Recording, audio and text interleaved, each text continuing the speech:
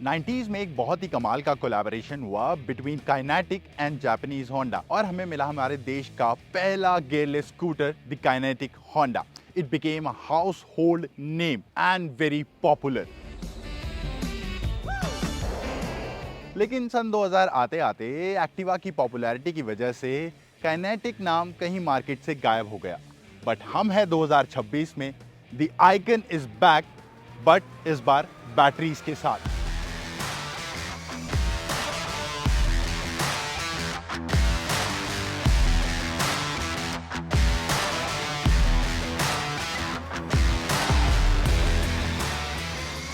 अब इसका डिजाइन देखकर आपको काफी सारे फ्लैशबैक्स आ रहे होंगे। वही बॉक्सी सिलुएट, प्रैक्टिकल स्टाइलिंग, ये एकदम पुराने आइकन से मैच करता है। पुराने आइकन की एक खास बात थी कि उसके काफी सारे बॉडी पैनल्स कंप्लीटली मेटल के बने हुए थे। अब काइनेटिक DX इलेक्ट्रिक में कितने पैनल प्लास्टिक हैं और कितने मेटल, आइए चेक कर लेते हैं। सबसे पहले fender plastic, metal, plastic, plastic,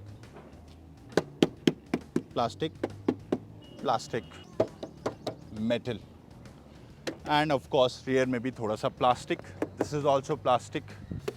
and जो फ्रंट का एप्रन है दिस इज मेटल, जो साइड पैनल्स हैं this is metal and rest all the parts are plastic. Design की मैं बात कर रहा था और बहुत सारे डिज़ाइन फीचर एग्जैक्टली मैच करते हैं पुराने आइकन से। अगर आप फ्रंट की लाइट देखेंगे, पहले स्क्वायर हुआ करती थी, अब थोड़ी सी रेक्टेंगलिश हो गई है, बट अभी भी सिमिलर शेप की है। यहाँ पर इंडिकेटर्स देखिए, काइनेटिक के लोगों के शेप में है। पहले भी इंडिकेटर्स यहीं आया करते थे। ऊपर एक छोटा सा वाइजर जो कि पहले भी काइनेटिक में मिलता था, और यहाँ पर आपको एक इल्यूमिनेटेड काइनेटिक का लोगो मिलता है। प्लस यहाँ पर जो डे टाइम रनिंग लैम्प है ये भी जलता है।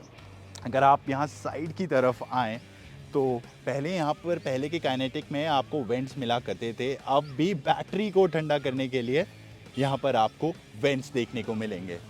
और यहाँ पर भी वेंट्स हैं मोटर को कूल डाउन करने के लिए। This is kind of fan, so यहाँ से ठंडे होते हैं ऑल द इलेक्ट्रिकल इक्विपमेंट।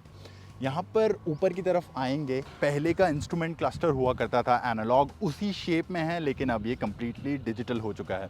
यहाँ पर आपको 3 लाइंस देखने को मिलती थी। पहले उनका कोई फंक्शन नहीं था, बट अब ये स्पीकर का रूप ले चुकी हैं। And the best thing is this, देखिए यहाँ पर नंबर्स देखकर आप थोड़े से कंफ्यूज हो रहे होंगे। तो बात ये है कि ये स्कूटर किसी भी चाबी से नहीं चलता। यहाँ पर आकर आपको ऑन का स्विच दबाना और अपनी पास की दबानी है, तभी ये स्कूटर स्टार्ट होगा। तो काफ़ी इंटरेस्टिंग चीज़ है। आपको कोई भी चाबी कैरी करने की ज़रूरत नहीं है। ग्रैब रेल भी काफ़ी बड़ा दिया गया है, काफ़ी प्रैक्टिकल है। इवन सामान भी आप इस पर बांध सकते हैं। एंड जो पीछे की लाइट है वो भी एकदम पुराने DX से मैच करती है। प्लस यहाँ पर आपको इंटीग्रेटेड इंडिकेटर्स भी देखने को मिलेंगे। यहाँ पर आपको एक हुक देखने को मिलेगा। फ्लोरबोर्ड स्टर्डी है, काफ़ी स्टर्डी बिल्ट है ओवरऑल इसकी, लेकिन यहाँ पर मैं ज़्यादा सामान तो कैरी नहीं कर सकता। सिलेंडर जो हमारे घरों के रिक्वायरमेंट होती है, तो नो। हाँ, यहाँ पर आपका एक छोटा मोटा बैग आ सकता है, आप उसे यहाँ पर भी टांग सकते हैं। द कूलेस्ट थिंग इज़ आप कैसे बैठ के, अगर आपके पीछे कोई आ रहा है तो कैसे हाथ से इन फुटरेस्ट को बाहर किया करते थे। काफ़ी अजीब सी लगती है वो चीज़, बट अब बस मुझे एक लीवर दबाना है एंड मैजिक, ऑटोमेटिकली ये ओपन हो जाएंगे। ये काफ़ी एक कूल फीचर है। हालांकि इनको अंदर के रिट्रैक्ट आपको मैनुअली करना पड़ेगा। अगर आप इस तरफ आएंगे तो मैं आपको बटन्स दिखाना चाहता हूँ इस काइनेटिक DX इलेक्ट्रिक के, जो कि बहुत सारे हैं, बहुत ही सारे। सबसे पहले तो फुटरेस्ट को अगर आपको बाहर की तरफ रिट्रैक्ट करना है तो ये वाला लीवर यूज़ होगा। इसको दबाने से फुटरेस्ट बाहर की तरफ आ जाएंगे। यहाँ पर आपका लाइट का बटन है, ये इंडिकेटर्स का बटन है, high beam, low beam, horn, and ये बहुत ही इंटरेस्टिंग बटन है। इफ़ आई प्रेस दिस, देखिए किस तरीके से सीट ओपन हो गई है। और सबसे इंटरेस्टिंग चीज़, यहाँ पर आपको इस सेगमेंट में जो इसका बैटरी साइज़ है उसके हिसाब से यहाँ पर आप इजीली 2 हेलमेट्स को कैरी कर सकते हैं। ये देखिए, एक फुल फेस हेलमेट रखा हुआ है और एक हाफ फेस हेलमेट रखा हुआ है। अगर मैं हाफ फेस हेलमेट को हटा देता हूँ तो यहाँ पर काफ़ी अच्छी स्टोरेज स्पेस आपको मिल जाती है। The storage space is almost 36 litres. And अब मैं इसको बंद करूँगा तो ईजिली बंद भी हो जाता है। अब यहाँ पर एक बहुत ही अच्छी चीज़ है, अगर मैं इस बटन को दबाऊंगा तो देखिए किस तरीके से ये फ्लैप खुल जाता है और इस पर आपको ऑन बोर्ड चार्जर मिलता है। जस्ट आप इसको बाहर की तरफ खींचिए, इस वायर को आपको हाथ में लेना है। ऑलमोस्ट आपको यहाँ पर 3 मीटर की ये वायर मिलती है और आप किसी भी नॉर्मल सॉकेट पर अपने स्कूटर को चार्ज कर सकते हैं। And if I pull this, तो ये वापस की तरफ देखिए किस तरीके से रिट्रैक्ट हो जाती है। वापस मैंने इसको इसमें लगाया एंड डन। तो यहाँ पर आप देखेंगे मुझे यहाँ पर रिवर्स मोड मिल जाता है, मुझे क्रूज़ कंट्रोल का बटन मिल जाता है, यहाँ पर hazard light, reset button, start का बटन या फिर न्यूट्रल में जाने के लिए, एंड मोड। 3 मोड्स आपको मिलते हैं which is range, power and turbo. तीनों में अलग अलग स्पीड है। रेंज में ऑलमोस्ट 60 किलोमीटर पर आवर की स्पीड, उसके बाद आपको पावर मोड में मिलते हैं लगभग 70 टू 75 किलोमीटर पर आवर की स्पीड, और इसकी टॉप स्पीड है 90 किलोमीटर पर आवर जो आपको मिलती है सिर्फ टर्बो मोड में। इलेक्ट्रिक स्कूटर की बात आ गई है तो रेंज, बैटरी पैक और चार्जिंग टाइम जानना एज अ कस्टमर आप लोगों के लिए बहुत ही ज़रूरी है। तो सबसे पहले इसमें आपको मिलती है 2.6 किलोवाट आवर का बैटरी पैक जो प्रोड्यूस करता है अपनी इलेक्ट्रिक मोटर के साथ 4.6 किलोवाट की power, which translates to around 6 HP। अगर चार्जिंग टाइम की बात करूं, आप इसके ऑन बोर्ड चार्जर के साथ 0 से 80% इसे 3 घंटे में चार्ज कर सकते हैं और 100% चार्ज होने में इसे लगभग लग जाएंगे 4 घंटे। अब आ जाते हैं सबसे इम्पॉर्टेंट चीज़ यानी कि रेंज पर। अगर आप इसे इको मोड में चलाएं, जो कि मुझे बहुत ही डल लगा, अगर आप नेक टू नेक ट्रैफिक में चला रहे हैं, आपके बिल्कुल एडजेसेंट गाड़ियाँ चल रही हैं, बहुत लंबा ट्रैफिक जाम है, देन आई थिंक आप इसे रेंज मोड में चलाना पसंद करेंगे। अदरवाइज़ थोड़ा भी खुला रोड है या फिर हाईवे पे है तो वहाँ पर रेंज मोड शायद आपके किसी भी काम ना आए। असली पावर आपको मिलती है पावर या टर्बो मोड में। तो रेंज मोड में आप इसकी क्लेम्ड रेंज जो कि है 105 किलोमीटर शायद आप अचीव कर पाएंगे, लेकिन जिस तरीके से हमने इसे शहर में यूज़ किया, थोड़ा बहुत हाईवे, थोड़ा बहुत ट्रैफिक, वहाँ पर हमने इसे पावर और टर्बो मोड में काफ़ी शिफ्ट किया।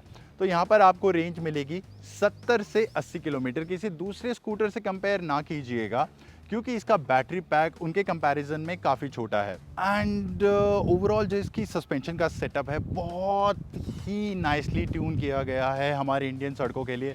ऊबड़ खाबड़ सड़कों पर, गड्ढे पर मैंने इसको काफ़ी उछालने की कोशिश की, काफ़ी कंप्लायंट रहता है, हिलता डुलता नहीं है बहुत ज़्यादा और बहुत ही स्मूथ राइड है। चाहे स्कूटर की पावर रेंज कैसा भी हो, सस्पेंशन सेटअप में I want to give this scooter 10 on 10 marks. अब बैटरी पावर व्हीकल्स में एक बहुत ही अच्छी चीज़ होती है रीजनरेशन, यानी अपने रुकने से बैटरीज को चार्ज करता है। तो आप इसमें रीजन मोड्स को सेलेक्ट नहीं कर सकते, इसमें इनबिल्ट है रीजन जिसे काइनेटिक कहता है, के कोस्ट रीजन।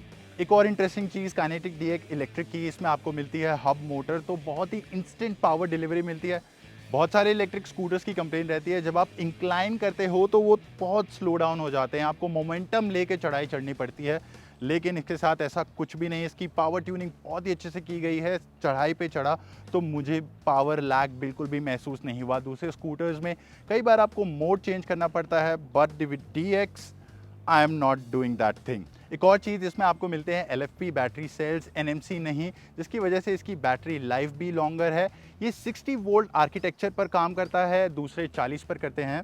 तो छोटी बैटरी के होने के बावजूद भी ये आपको अच्छी परफॉर्मेंस और एक अच्छी रेंज देता है। इसका टोटल वेट होगा अराउंड 126 kgs कर्व वेट।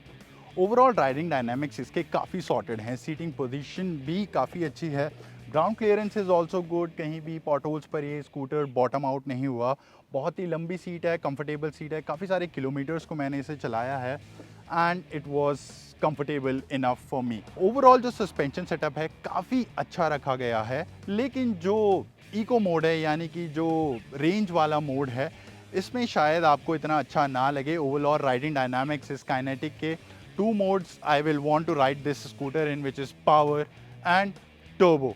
तो लुक्स के मामले में भी काफ़ी अच्छा दिखता है, आपको नॉस्टैल्जिया याद दिलाता है, काफ़ी सारे मेटल पार्ट्स हैं एंड प्राइस भी काफ़ी अच्छा है।